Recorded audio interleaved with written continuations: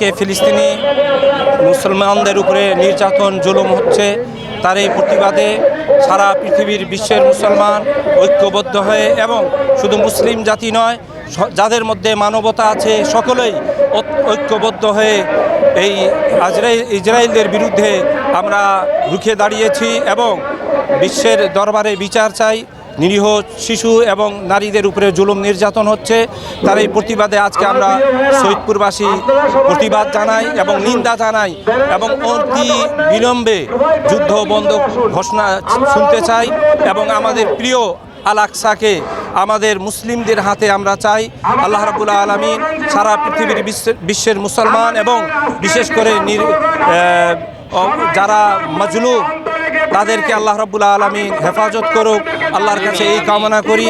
এবং যারাই আজকে এখানে উপস্থিত হয়েছে আহলে সুন্নাত ওয়াল জামাত এবং আঞ্জুমানে আশরাফিয়া সহ আঞ্জুমানে গাউসিয়া বিভিন্ন সংগঠন আহলে সুন্নাত ওয়াল জামাতের পক্ষ থেকে মোবারকবাদ জানাই যারা আজকে উপস্থিত হয়েছেন। তার সাথে আমরা আমাদের আল আকসা আমাদের কাছে চাই, আল্লাহর কাছে প্রার্থনা করি আল্লাহ রাব্বুল আলামিন আমাদের এই আবেদনকে কবুল করুক।